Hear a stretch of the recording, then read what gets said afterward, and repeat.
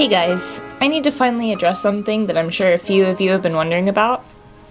I'd been getting some pretty interesting comments, and some people seem to be concerned about the way Chance is moving, particularly at the trot. I wanted to be 100% sure of what was going on before revealing this, and Chance and I needed to work on some things before I could properly show you and explain what has been going on. A lot happens behind the scenes here, and I know it is difficult to really get a grasp on what is happening through a few short videos, so I wanted to put this together and give you all a visual while I explain this. So here I'm just warming him up, preparing to lunge, and making sure he's in a healthy mindset to work for me today. He tends to tense up doing circles, so getting him out in a bigger area is going to help him relax and learn to balance. I'm going to stop and reward him often, so he knows he's doing the right thing. Just a couple strides is all I need for him at first. This particular horse needs lots of reassurance or he will get frustrated. He really tries his best for me, but sometimes he's that kid that just really needs that participation trophy or he's not playing. You can't force a 900-pound animal to run circles around you in a big field full of his horse friends, unless he wants to work with you.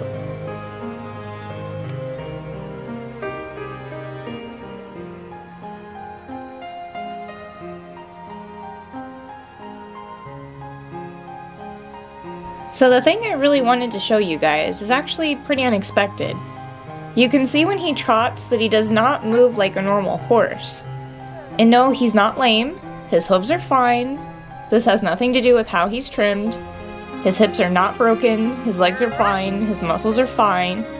He's responsive to cues once he knows what I'm asking, and is very good at paying attention. He's not lazy, a little bit on the energy conserving side of things, but he just has a pretty chill demeanor anyway. So what's wrong? Well, absolutely nothing. Chance is gaited.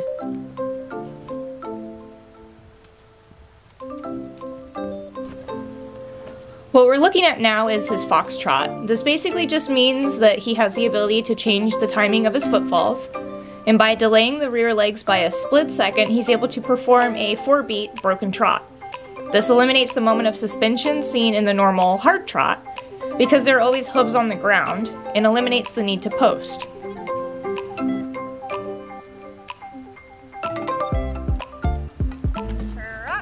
So I know you're thinking that you've seen Chance trot normally in past videos. You have. And he does also perform the average 2-beat hard trot seen here.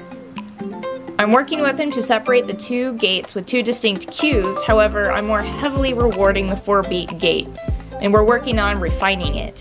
He's far more willing to offer a foxtrot instead of a hard trot or canter, especially on smaller circles. There are actually quite a few wild horses that are gaited. These horses are feral stock descended from Army remount, ranch, and riding horses.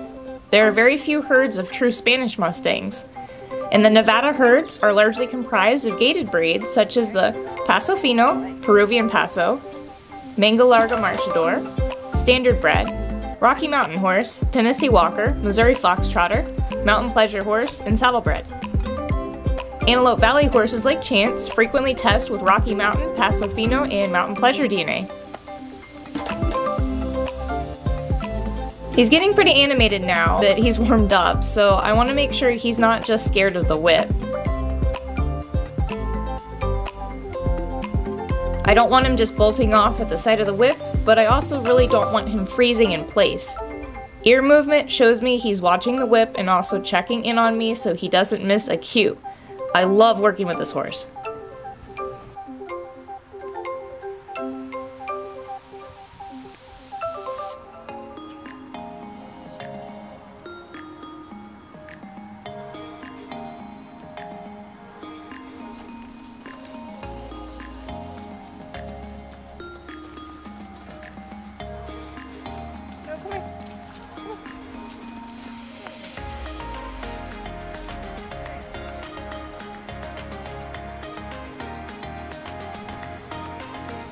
I'm very excited to see how we can develop this gait.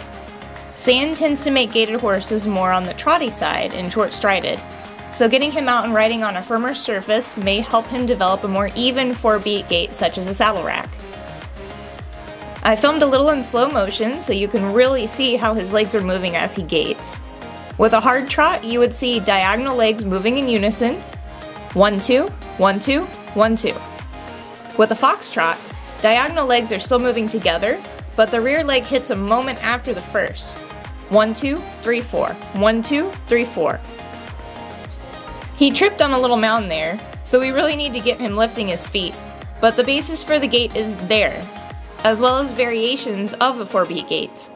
Improving his walk and urging him faster until he breaks into a gait will give us the smoothest movement.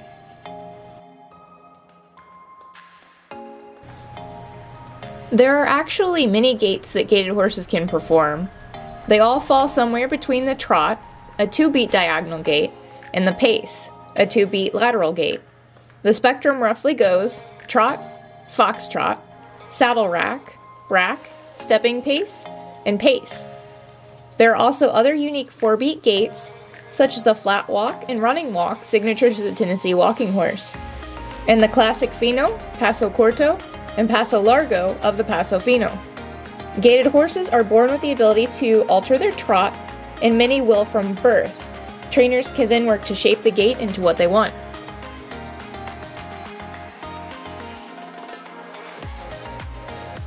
The goal for most horses is to get their gait to fall dead center in between a trot and a pace, so that all 4 feet move independently of each other with even timing.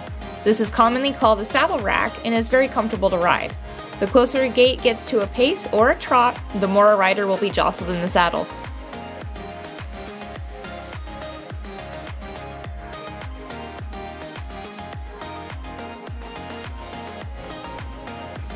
Well, the cat's out of the bag now. I hope you all find relief that he's not injured or being neglected at all. This Mustang is such a very special horse with lots of surprises, and we're really just getting started. See you in the next video.